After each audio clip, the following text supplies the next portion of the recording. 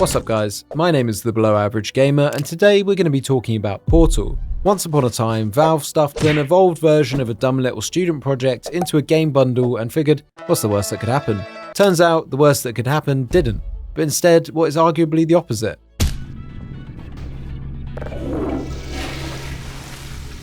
One of the greatest games of our generation was born. This is Portal. What at first seems to be a short and relatively simple puzzle game evolves over the course of its runtime into a deep, sinister and impeccably written enigma, and one that you'll find yourself laughing through the majority of. But what is Portal really about, and why do people love it so much? And how did it go from a scrappy student demo to outsmarting the entire industry? To talk about Portal requires context and learning a little bit about its history. You need to know where it came from, the time period it landed in, and the ideas that were developed on to reach the game's final state that we'll talk about today. The game came out in 2007, an incredibly strong year for gaming. It was around the beginning of the golden age for video games that had that iconic piss filter. Meanwhile, Valve's over there making narrative shooters that redefine the genre, and Steam is becoming the iTunes of PC games. During all this, Valve dropped the orange box, 5 games for the price of 1. Half-Life 2, Episodes 1 and 2, Team Fortress 2, and a tiny puzzle game that no one saw coming or knew anything about. And that game was Portal. Back in 2005, Kim Swift and a group of students at DigiPen made a scrappy little game called Narbacular Drop. The main character, a princess with no knees. Yeah, literally. She couldn't jump, so she used portals to get around. Weird, original idea, but cleverly executed. They showed it off at a student expo, and someone from Valve happened to be lurking nearby. Next thing they know, they're pitching it to Gabe Newell. He watches the demo and basically goes, "Yeah, I'd like to purchase all of you humans and your game please." So then, Valve brings the whole team on board and tells them to rebuild it using the source engine. Narbacular Drop then becomes Portal. They keep the Portal mechanic, but throw out the fairy tale stuff, wrap it in clinical, fresh and sleek Aperture science branding, and plug it into the Half-Life universe. Now, to help pull all of this off, Valve brought in 2 writers who were famous in exactly the kind of internet circles that loved roasting bad video game design. Eric Walpo and Chet Falishek? Eric and Chet. These guys ran a cult website back in the day called Old Man Murray, where they'd brutally mock and critique video games, so naturally Valve hired them too. One of their big complaints about the industry at the time was that most games just kept copying the same tired mechanics, same missions, same weapons. They even wrote an article in 2000 called the Crate Review System, where they invented something called Start to Crate. It was essentially a scientific way of judging how long it takes a game to show you your first crate or barrel, because in their eyes that's the exact moment that the devs gave up. They ran out of ideas, they defaulted to cardboard boxes. So if a game drops you into a warehouse with crates, 12 seconds in, trash. 45 seconds, slightly better trash. And that, in a roundabout way, is how we get GLaDOS. At first, she was just a functional voice, your basic test chamber narrator, giving very instructional commentary and guidance. But the writers saw an opportunity. What if she was more like the main antagonist of the entire game? What if she retained the administrative facade, but with almost snowballing frequency would start to let the veil slip, revealing a psychotic AI trying to kill you? Now, in the final product of Portal, from the get-go, she definitely has more than a functional set of dialogue. She's oozing with character. For your own safety and the safety of others, please refrain from... Turn back. But your relationship with her snowballs, and as the game progresses, her true intentions are revealed. So GLaDOS, for the majority of the game, is a passive-aggressive, almost sarcastic nightmare, but with a sweet and appealing tone of voice. You're doing very well. And she's basically going to be your only real friend throughout the game. The humour she adopts usually boils down to 2 things. The first being this very scientific, seemingly unintentional style that often hints at her complete lack of empathy for your health and or life. Please be advised that a noticeable taste of blood is not part of any test protocol, but is an unintended side effect of the Aperture Science Material Emancipation Grip, which may, in semi-rare cases, emancipate dental fillings, crowns, tooth enamel, and teeth. While safety is one of many enrichment center goals, The Aperture Science high-energy pellet seen to the left of the chamber can and has caused permanent disabilities such as vaporization. Then she sometimes goes for these also seemingly unintentional, patronizing and demeaning quips. Unbelievable. You Subject name here. must be the pride of. Subject hometown here. Now, in 2025, this kind of character is no longer original. Many times, games have attempted to replicate this character and humour, and despite the efforts, nothing really stands up to the original, GLaDOS, and that's what makes it even better. It's an original idea, something that the writers of this game would so vehemently critique in others. It's so good. Sorry, I kind of got sidetracked a bit early there with GLaDOS. Where was I? Oh yeah, so, what is Portal? Well, it's 19 test chambers, 1 portal gun, and 0 traditional combat. Shoot a blue portal, shoot an orange portal. Hello. And jump or walk through it. Sometimes there's buttons, acid pits, particles, and of course, GLaDOS is there. Sounds simple, right? Well, that's the trap the devs so bravely and originally set up for us. You do these neat little puzzles, getting some light affirmation that your IQ isn't rock bottom. Fantastic. Maybe something your parents never did. It's quiet and kind of blissful, actually. The puzzles grow in complexity, and with them, so do you. You start to think with portals, using them not only to transport yourself, but objects and dangerous particles around the test chambers. You also interact with buttons that open doors or areas on a timer. Then you get used to using momentum. Get repeated. Fling yourself. Fling into space. What GLaDOS says there perfectly summarizes it. She does explain momentum and how physics interacts with portals earlier, but basically all the momentum you have entering a portal is preserved when you exit. So you'll find you can jump from high up into a portal to fling yourself into spaces far away or further up high.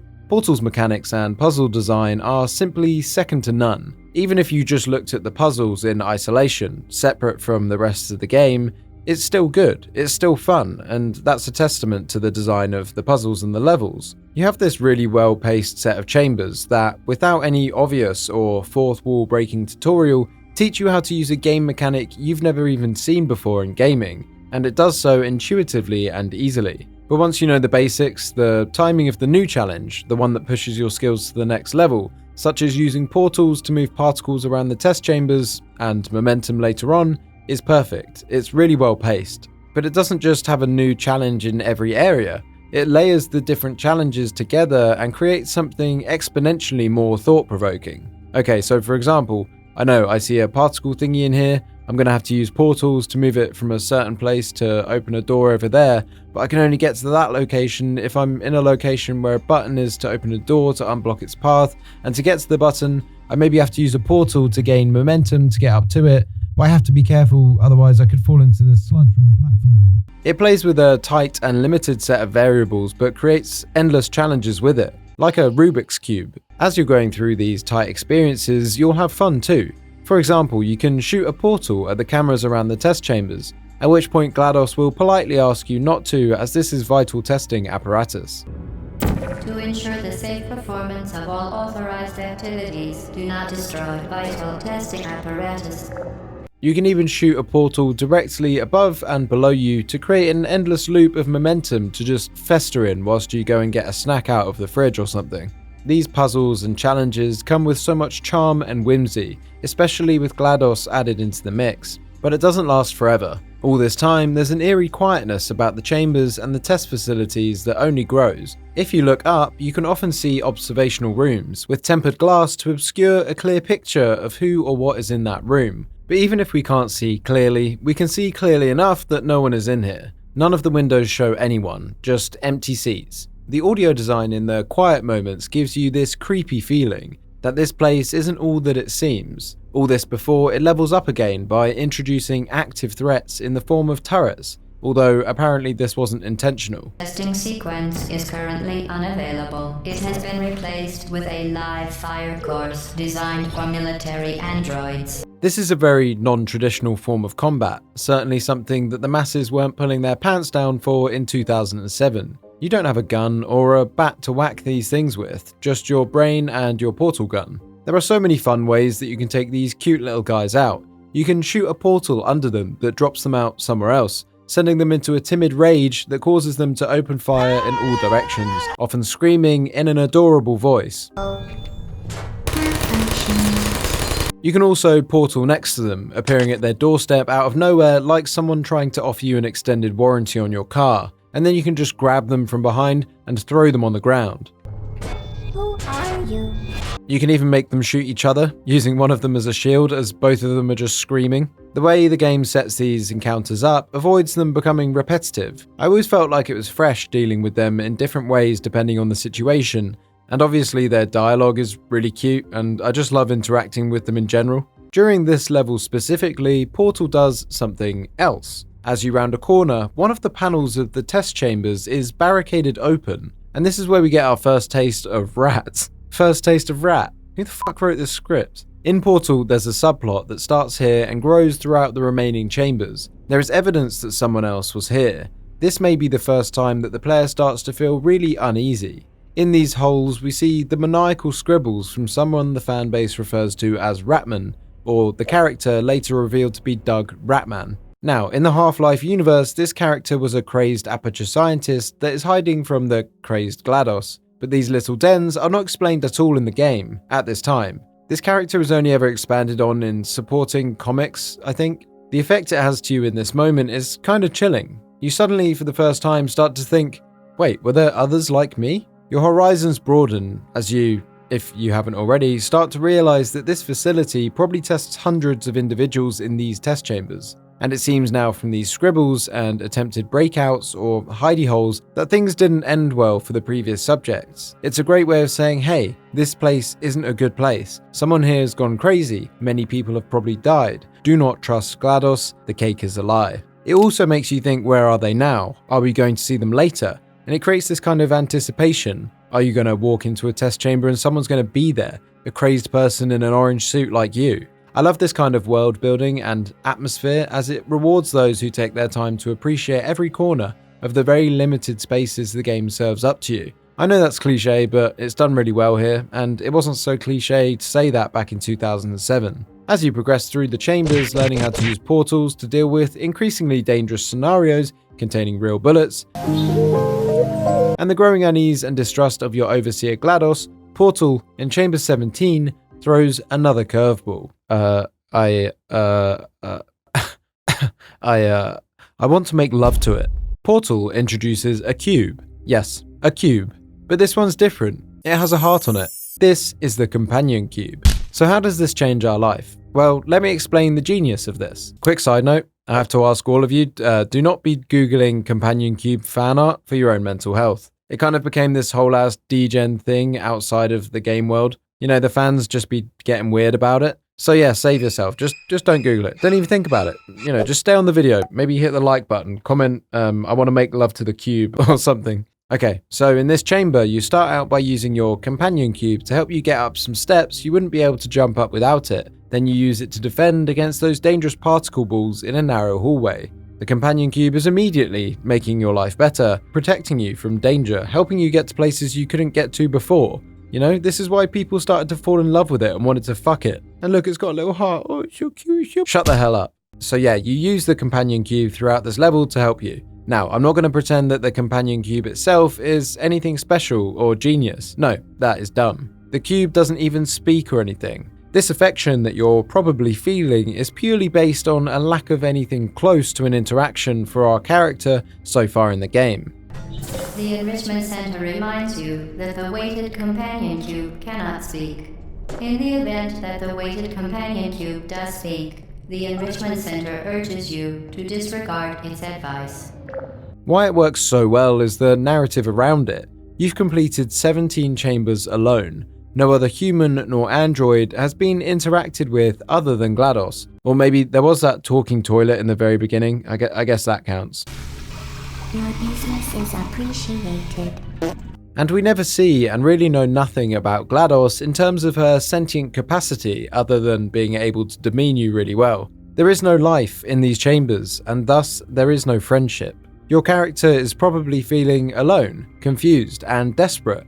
And this is reinforced by further Ratman holes, where we see pictures pasted on the wall with the companion cube's face over real people. The companion cube is literally the only shred of a positive interaction you really have with anything so far in the game, not counting the sarcastic reinforcement from GLaDOS. You, much like the film Castaway, in your isolation, develop an affection for a cube. And the point I'm making isn't that the cube itself is anything special, but it's such a testament to how alone and isolated they make you feel to have the capacity to feel something for a shallowly decorated cube. It's good game design on all fronts. So, the first bit of genius is establishing a connection with a cube. What the game does next is what makes it so famous. You did it. The weighted companion cube certainly brought you good luck. However, it cannot accompany you for the rest of the test and, unfortunately, must be euthanized. Please escort your companion cube to the Aperture Science Emergency Intelligence Incinerator. Yes, you have to incinerate your only friend, and whilst this feels bad in-game, as fan communities tend to do, the tragic life and death of the companion cube became a huge meme for the newly forming Portal community. With this and the whole cake is a lie thing, and still alive, becoming famous memes in gaming communities everywhere. These things really put Portal on the map when the game ended. People loved to continue talking about all of it. Anyway, back to the game. I hesitated for a long time, and GLaDOS just keeps telling you to hurry up and burn it. It's just a cube after all, and I can't really argue with her. You're being forced to do something you don't want to do, but there is literally no other choice. Not even secret option B, self-immolation, could get me out from having to do this if I wanted to progress in the game. For the companion cube euthanizing process.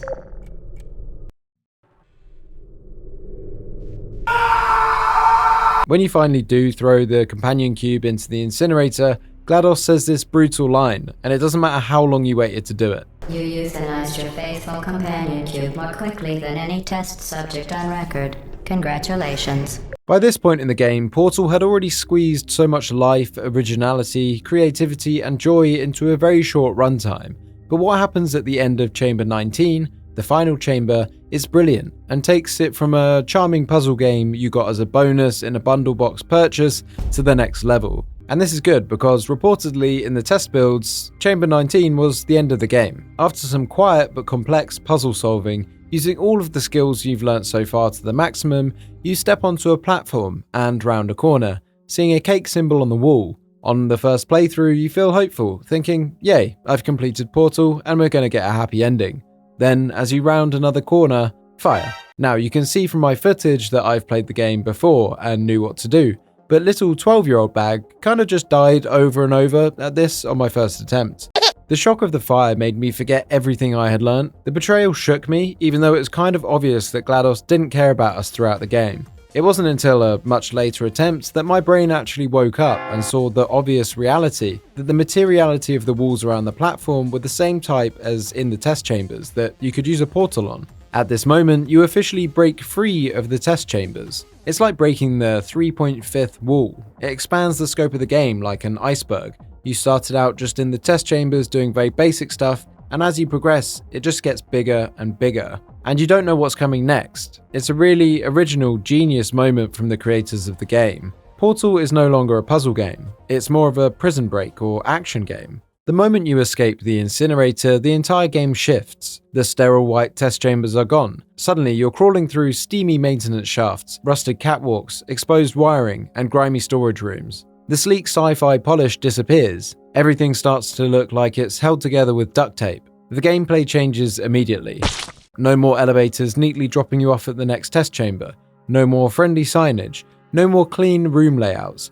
GLaDOS is still there, but she's panicking about what you've done, escalating her threats to direct ones now, even trying to trick you that they were only pretending to try and kill you. You're solving more organic puzzles, using your way of thinking with a portal gun to overcome any obstacle that is designed in a way that feels much less genuinely intentional. You'll wander through the back rooms of Aperture Science, still not a soul in sight, only the remnants of test reports and monitors with no one attending them.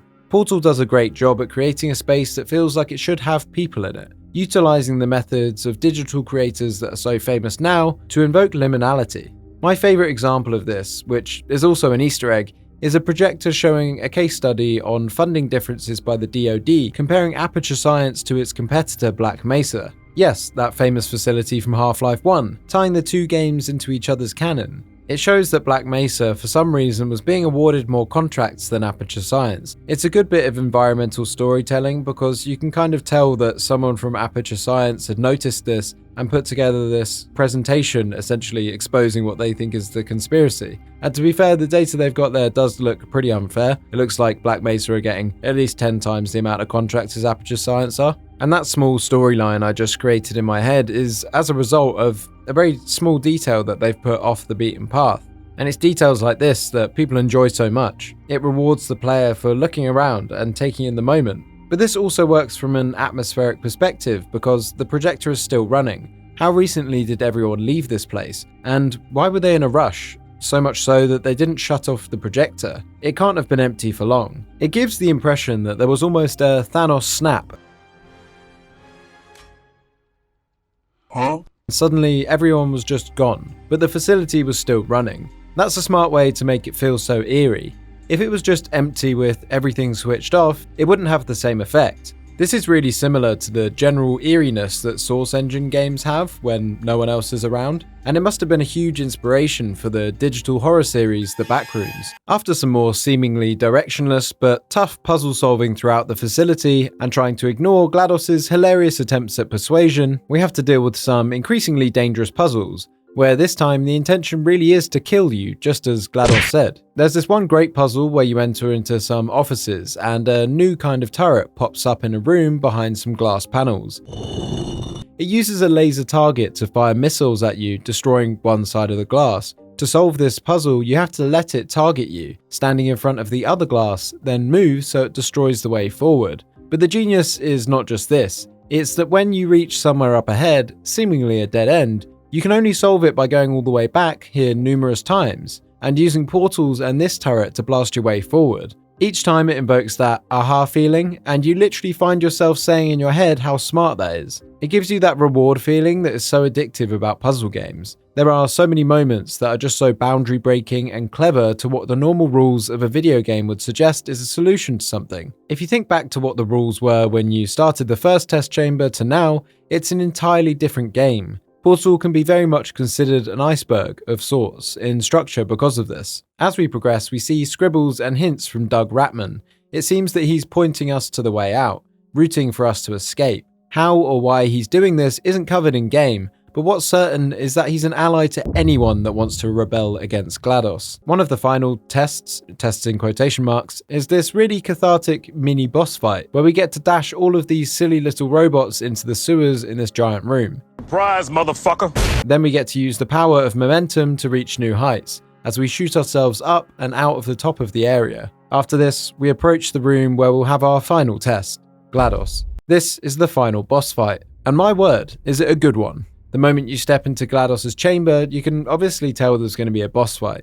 The room is massive, cavernous even, with catwalks above that seem to lead to nowhere, monitors flashing random images, and cables dangling from the ceiling like exposed nerves. And there she is, GLaDOS herself. For the first time, not just a voice in the ceiling, but a physical, looming presence. And my word, her design is incredible. She hangs from a mechanical arm in the center of the chamber, almost like an upside-down marionette, a mass of wires and panels ending in a single glowing lens that stares at you unblinking. It's alien and industrial at the same time. It gives you this feeling like this is a thing that was never meant to be seen. The fight begins almost accidentally. She then says she has a surprise in store for us, heavily implying that she's going to kill us. But instead, oops, a little robot poop thing embarrassingly falls off and lands on the floor. Deploying surprise in 5, 4.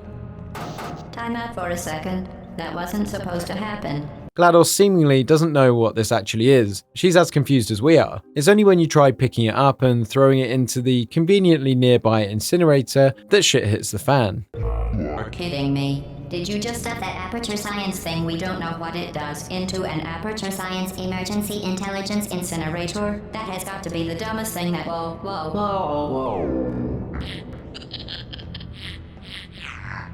Good news. I figured out what that thing you just incinerated did. It was a morality core they installed after I flooded the enrichment center with a deadly neurotoxin to make me stop flooding the enrichment center with a deadly neurotoxin. Well, that's why no one is around then. GLaDOS killed everyone with deadly neurotoxins. This explains the frozen-in-time feel of the offices. She shut down the entire facility's workforce. I think it's cool how she doesn't scream or roar like a traditional boss. I imagine if like a worse game developer made this, they'd be tempted to do like a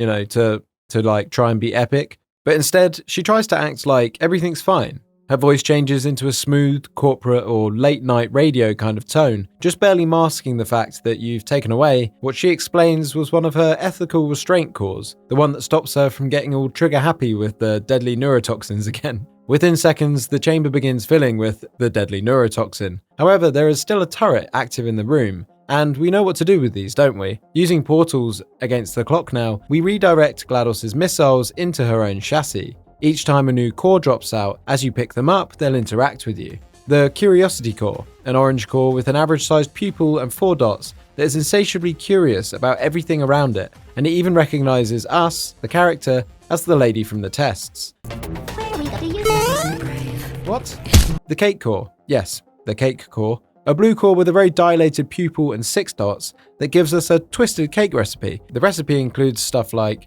adjustable aluminium head positioner, deep penetration agents, 4 large eggs, gas and odor control chemicals that will deodorize and preserve putrid tissue, injector needle driver, injector needle gun, 9 large egg yolks, 1 1,825 ounce package of chocolate cake mix, 3 tablespoons of rhubarb on fire. And then you have the anger core, a red core with a rather small pupil and 8 dots that emits angry growling sounds.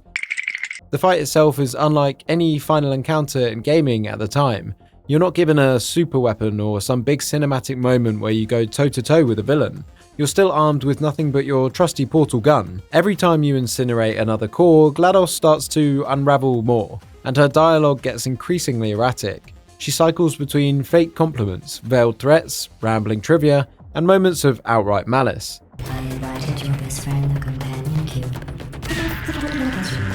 This fight is as much about character as it is about gameplay. Portal has been teasing you with humour and manipulation for hours, and this is the moment it all collides. GLaDOS taunts you constantly, and yet she never raises her voice, which I think all therapists can give her credit for. The calmness, however, is what makes her terrifying. She doesn't shout about killing you, she actually just reminds you you're going to die in the same tone you'd use to tell someone their order is arriving late if you worked for Amazon Prime customer service. That disconnect between her words and tone makes every line hit harder. It's like being insulted by someone who's smiling at you the whole time. Seeing GLaDOS in the flesh, or wires, is also a strange moment for the player. For hours she's been this omniscient, untouchable voice. In your head, maybe you pictured something sleek and intimidating, a futuristic AI hub, something that screams God machine. But instead she's just hanging there, a mechanical embryo-like thing suspended by cables, looking half-built and weirdly fragile. It's a brilliant piece of character design because it completely subverts the expectations, but now she's iconic and I couldn't picture her any other way. She's powerful initially because of her seeming reach and control over the facility, kind of like Shodan in System Shock. When you start to incinerate more of her cores, she doesn't feel unbeatable anymore. She feels like she's falling apart in real time. From a story perspective, this encounter is the final piece of the puzzle. Portal spent the majority of the game, if not the initial phase, conditioning you to follow all instructions, and to at least retain some trust for the voice that was guiding you. But later in the game you learn that progressing falls outside of the bounds of what you're being told to do. You have to usually do the opposite. And yet for all of that journey with her and the tension, the fight is still funny. And that's what makes it so memorable. You're racing against the clock, being showered with insults as you send key parts of her to the same heaven that the companion cube went to. All of this turns what could have been a standard endgame showdown into something unique. The GLaDOS fight is as much about challenge as it is about payoff. It's the moment when every sarcastic line, every suspicious comment, every subtle manipulation pays off. You've been her test subject, her experiment, her plaything, and the only way to win is to destroy her one core at a time. It's equal parts horror, comedy, and tragedy. Truly one of the best endgame boss fights to ever grace the industry. When the fight ends, it doesn't feel like a typical victory either. GLaDOS doesn't die with a scream or a big cinematic explosion. You're both slowly lifted out of the chamber into the air, as GLaDOS talks about how bad the outside world is, and how different it was since we were last out there. And this is referring to the whole Combine business in Half-Life 2. Then we're hurled onto the surface, into the sunlight, which for the first time in the game feels shockingly alien. GLaDOS lies in front of us as something drags us back inside and puts us in front of a cake. Hey, turns out it was real all along. Moments later, the credits roll, and GLaDOS, of all people, is serenading us, singing the iconic Still Alive tune, mocking you with one last reminder that you might have won that battle, but she's still here. And this tees up the game perfectly for the sequel. Listening to this final song, as I write the conclusion for this script, it's undeniable that Portal is one of the biggest success stories in gaming. You know, Portal didn't just outsmart the player, it outsmarted everyone. Critics, devs, award juries, all of them. No one would have seen Portal coming at the beginning of the year, and they wouldn't have envisaged that it would sweep up awards like it did. You can just look up what it won. Game of the Year, Best Game Design, Outstanding Innovation, to name a few. Meanwhile, Valve's other heavy hitters in the orange box, such as Half-Life 2 Episode 2 and Team Fortress 2, both brilliant, both iconic, but neither of them pulled that off. Just little old Portal did. You booted up the orange box to play Gordon Freeman with a crowbar, have a silly little time in Team Fortress 2. Portal, that was the one you were like, I guess if it comes with these two games, I'll buy it. Probably won't play it. It was the short one, the free one. It was the bonus track on the album. Portal surprised you when you finally decided to play it, probably only after playing the other games in the orange box. Portal expertly combines its narrative and setup with one of the best antagonists of the 21st century, certainly redefining what a puzzle game could be. But its defining feature will always be that mechanic that came from a student project, that a chance encounter with a Valve employee gave life to. It makes you think if anything else like this could ever happen again. Even slimmer are the odds in today's industry where we're so stuck in our terrible ways. I'm looking at you, Ubisoft and EA, fuck you guys. I'm never getting sponsored by them. There's another reason the legacy of Portal lived on for so long. You've seen the memes, the cake, the companion cube, GLaDOS's infinitely quotable dialogue. Portal isn't just a game people remember, it's a game that they reference on and on to this day. GLaDOS also became the blueprint for every sarcastic AI voice in games since. And yeah, Portal 2 of course expanded the whole idea into something massive and unforgettable, but Portal 1 walked so that could run. It's still the tightest, smartest, and most original version of that idea ever made. No filler, no fluff, a short runtime with no wasted space. Every moment mattered, and it was perfect. And if you've been following along this whole video, or played Portal yourself, you'll know just how much those moments hit. The companion cube wasn't just a box, it was an experiment in emotional manipulation. The escape sequence in Chamber 19 didn't just change up the gameplay to keep it fresh, it pulled back the curtain, exposing the iceberg that is this seemingly simple game, giving it a whole new dimension. The environmental storytelling throughout, using subtle hints in GLaDOS's dialogue and the Ratman dens, adds so much flavour to a chamber-based game to keep you interested until the point where the reveal is made. And the final boss, as we've discussed in detail, is simply an iconic demonstration of breaking the molds of what boss fights can be. So yeah, maybe it was the dumb little game in the bundle that was the orange box, and maybe you only chose to play it because you had nothing else to play. But it's the one that stayed with us, and still lives rent-free on the internet and in our hearts, for setting up jokes that became a punchline for an entire generation of gamers. And to think it all started with a princess with no knees. Shout out to Kim Swift, a whole ass legend of the game at this point. So, that's how Portal tricked us all, because everyone underestimated this game, and it proved the world wrong. I love Portal 1, and I hope you loved this video. If you did, drop a like, comment, and subscribe for more videos like this one. Love you all. Bag out.